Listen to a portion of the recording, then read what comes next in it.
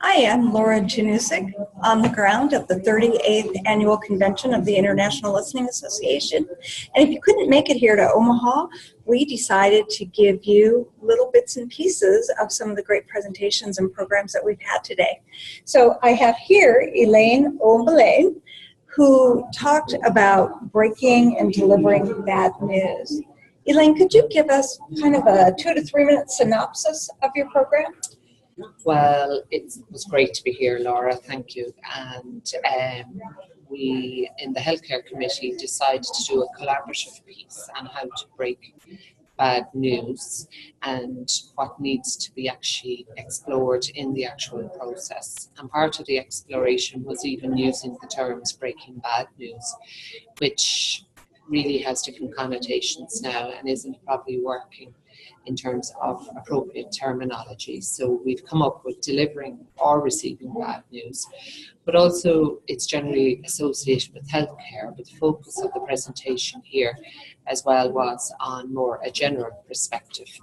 And in doing the general perspective, we try to get people in the audience to consider experiences in their daily life whereby they have to actually deliver or receive bad news.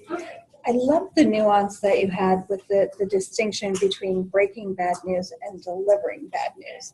Can you kind of tell me a little bit more about that?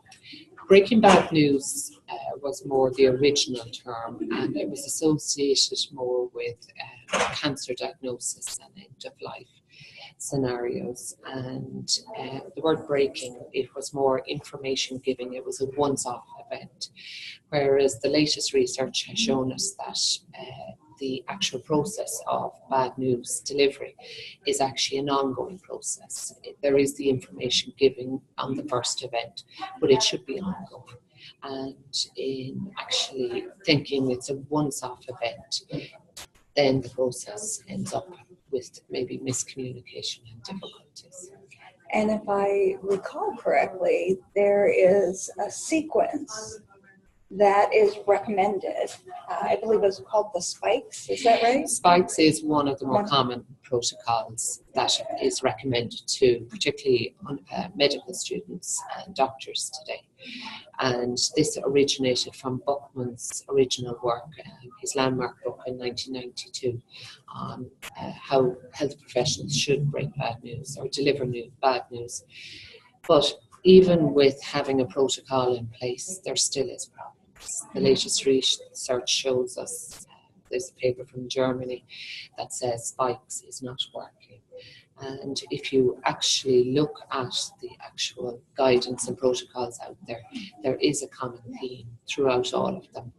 And that is you have to listen where the person is in the process before you actually give information or move forward. So it becomes more responsive in terms of I listen to where you are in the process, and then I have to respond from that place as opposed to a sequence that used to be recommended. Well, it's people's perception of what the protocol was, and what happened was it's very individual. Mm-hmm. And one protocol is obviously never going to actually be enough for every eventuality. Mm-hmm. And this is where a lot of the problems arise, is the fact that if you are doing it from your perspective, you're not listening to where the other person is. That was really surprising to me when you said their perspective, it may not be bad news. No, and part of the presentation we explored bad news and a scale of bad news, and we used some really sort of basic terms to look at good news, bad news. And in a brainstorming episode, which we did in Dublin, it turns out the neutral position was really challenging to find a term for. And what we came up with was easy news. So there's a whole scale of bad news, and we can put our own impression on what it may be, but that might not be the case. Now, if our virtual viewers could just walk away with 2 to 3 of the pearls of wisdom that came out of your presentation, what would it be? Probably the main one that came from the guidance and protocols out there is ask before you tell. So in asking though, what you need to do is listen to the answer. Don't presume you know the answer. Don't presume you know what their impression of the news is going to be. So just listen to the other person. Some of the key other points we brought up was trust. And in trust, you have to listen again. And this was a key part of the presentation, was the role of listening in it, in the actual bad news process. And the other thing is hope. A lot of people are fearful of giving people bad news, that you might take away their hope. But hope, as we talked about, is a flexible construct, and hope can change. But you have to listen to where the people are and their hopes, and to listen if their hopes have shifted, and to follow them, not follow your path. Absolutely. Any last minute things you'd like to say? Just listen. Just listen. There you have it. Thank you so much, Elaine. Thank you. Okay.